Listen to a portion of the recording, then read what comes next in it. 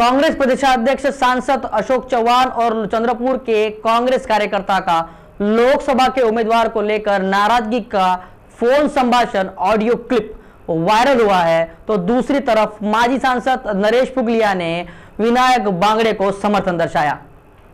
चंद्रपुर लोकसभा से पूर्व जिला अध्यक्ष विनायक बांगड़े को मिली उम्मीदवारी से नाराज कार्यकर्ताओं ने सीधे प्रदेश अध्यक्ष सांसद अशोक चौहान को फोन किया, जिसका ऑडियो सोशल मीडिया पर वायरल हो रहा।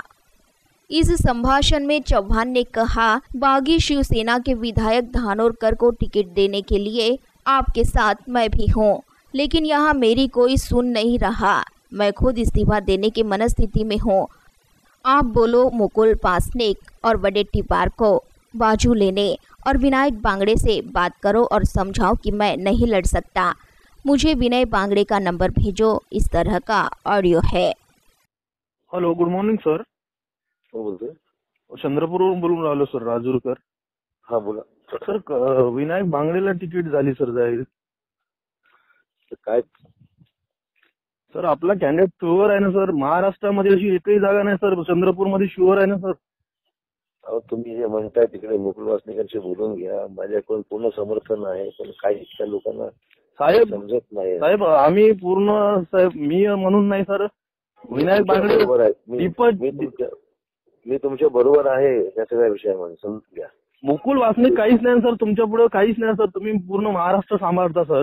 मुकुल वासनिक प्रॉब्लेम माझ्या इथे कोणी ऐकायला तयार नाही. खूप प्रयत्न केला. मी सुद्धा राजीनामा द्यायच्या मनस्थितीमध्ये आहे. जरा बोलून घ्या तिकडे वासनिकांना, सांगून द्या.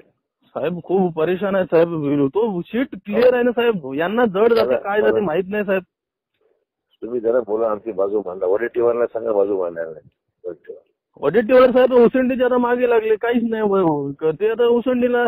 तो या सीटचा फायदा सर उसेंडी साहेबांना आहे ना, आणि माणिकराव ठाकरेंना सुद्धा आहे. तुम्ही जरा बोलून घ्या ना या विषयात. आम्ही काय बोलणार सर, साधारण कार्यकर्ते सर. आम्हाला काही सुभाष भाऊनी सांगितलं नाही आम्हाला वडेट्टीवारनं सांगितली. आमच्या मनातली तळमळ आहे साहेब.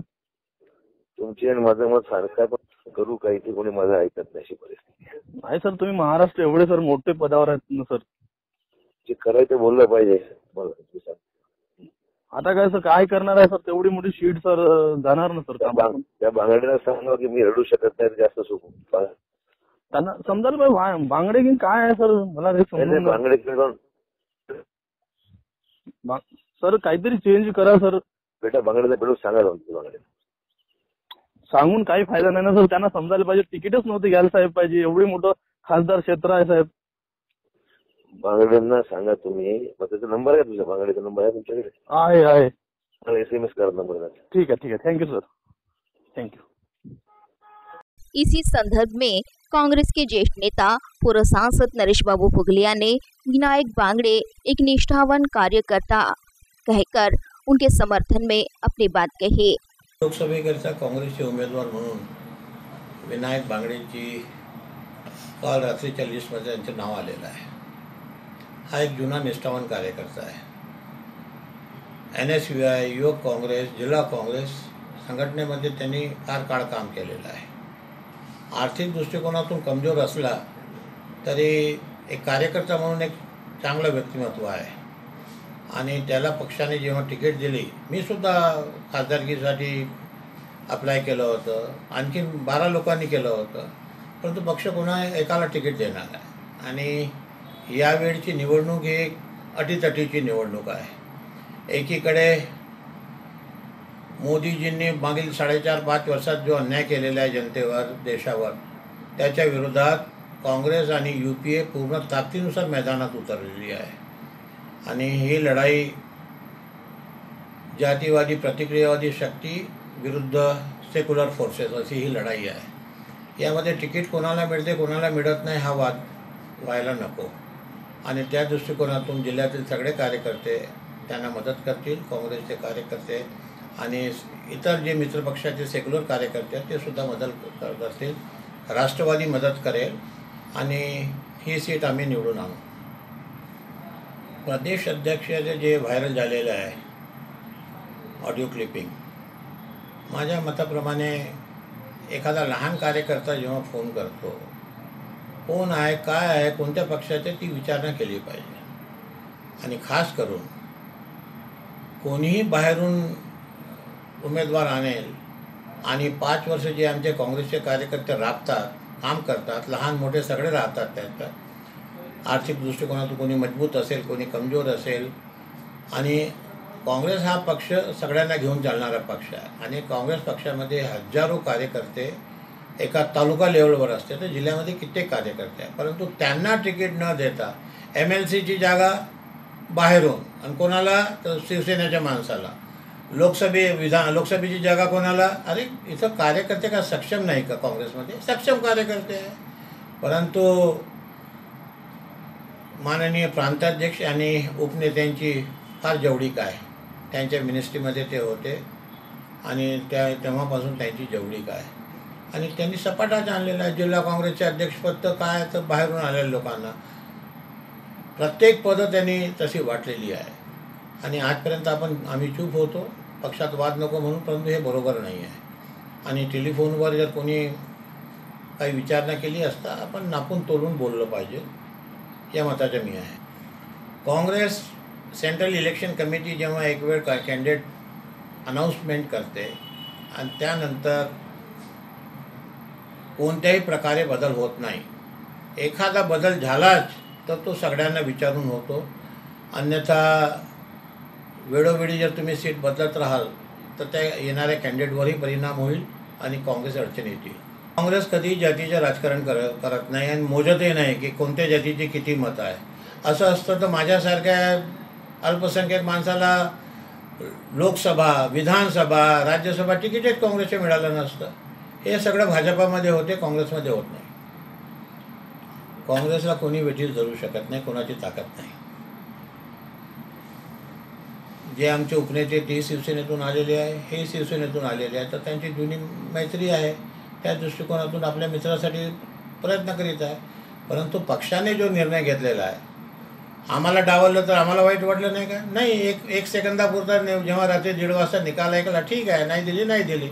परंतु ही जी लढाई आहे राष्ट्रीय स्तराची, यावेळची लोकसभेची निवडणूक मोठी अतितटीची आहे. देशाला डेमोक्रेटिक पॅटर्न समोर न्यायचे आहे की देशाची लोकशाही बर्बाद करायची आहे, त्याकरता सगळे मतभेद विसरून सगळ्यांनी कामाला लागलं पाहिजे. साथ ही इस समय जिलाध्यक्ष सुभाष धोटे और विनायक बांगड़े ने भी सिटी केबल समाचार से बातचीत करते अपनी प्रतिक्रिया व्यक्त की. जोपर्यंत CECने निर्णय घेतला नव्हता तोपर्यंत ती मागणी करणं हे प्रत्येकाचं काम होतं. कार्यकर्त्याला असं वाटत होतं की बा मला उमेदवारी मिळाली पाहिजे. या लोकसभा मतदारसंघातसुद्धा 4-5 लोकांनी मी लोकसभेचा इच्छुक उमेदवार आहे म्हणून मागणी केली होती. परंतु श्रेष्ठींनी काल रात्री 1 वाजता काँग्रेस इलेक्शन कमिटीने जो निर्णय घेतला आणि त्या निर्णयानुसार एक काँग्रेसचा सच्चा निष्ठावान कार्यकर्ता, ज्येष्ठ कार्यकर्ता विनायक बांगडे यांच्या नावावर शिक्कामोर्तब केलं. जर शिक्कामोर्तब केल्यानंतर मग जिल्हा काँग्रेसचा अध्यक्ष या नात्याने किंवा काँग्रेसचा कार्यकर्ता या नात्याने जो राहुल गांधी किंवा राज्याचे प्रजासत्ताक अशोक चव्हाण साहेब जो निर्णय घेतील तो निर्णय शिरसावंत मानून आम्ही काँग्रेसच्या उमेदवाराला विजयी करण्यासाठी प्रयत्नात राहू. विनायक बांगडेच्या मागे पक्ष हा पूर्ण ताकदीने उभा राहील, पक्षाचं संघटन पूर्ण ताकदीने उभं राहील.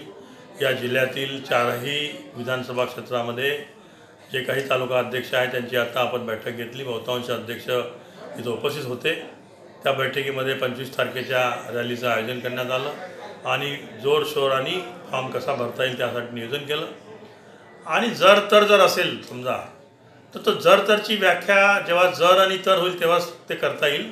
आज त्याबद्दल आम्ही काही वाच्यता करू शकतो. अशोक चव्हाण किंवा विजय वडेट्टीवार कुठल्याही प्रकारचा नाराज नाही. तो जो ज्याची क्लिप व्हायरल झाली तो सुद्धा माझ्या मतदारसंघातलाच कार्यकर्ता आहे, माझ्या एका गावाचा उपसरपंच आहे. त्यांनी सकाळी फोन लावला अशोक चव्हाण साहेबाला. सकाळी जेव्हा ते विनायक बांगडेचं नाव त्याला आलं, त्याला असं वाटलं की बा आमची इच्छा होती की बा बाळू धानोरकरला तिकीट मिळावं. त्या कार्यकर्त्याचं मत होतं.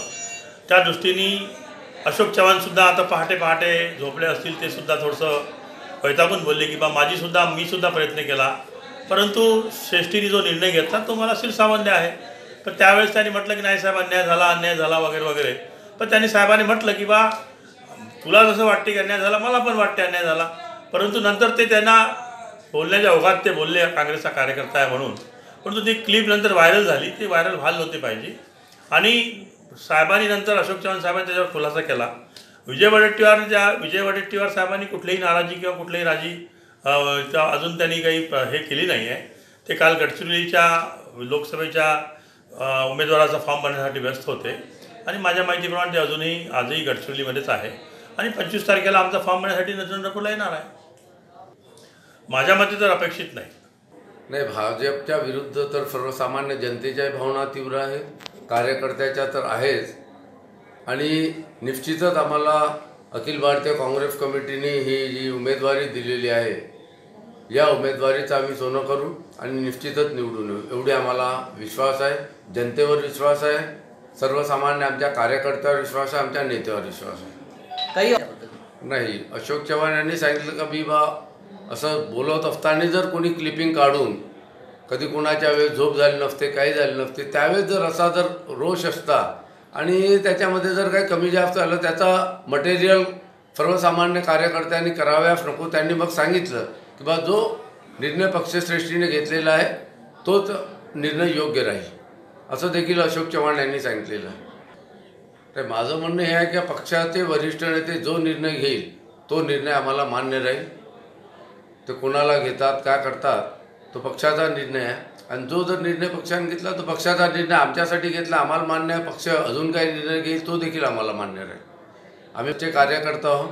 तिकीट मिळाली का न मिळाली का, आम्ही एवढ्या वर्षापासून पक्षाचं काम करत आहे आणि जो पक्ष निर्णय घेईन तो आम्हाला मान्य सांगितलं. जो पक्ष निर्णय घेईन तो मी मान्य करेल. 25 तारखेची रॅली ठरलेली आहे. कार्यकर्त्याला आम्ही बोलव, जैन भवनमधून आम्ही जवळपासून तिथून रॅली काढणार. जास्तीत जास्त कार्यकर्ते त्या ठिकाणी बोलवू येणार आहेत.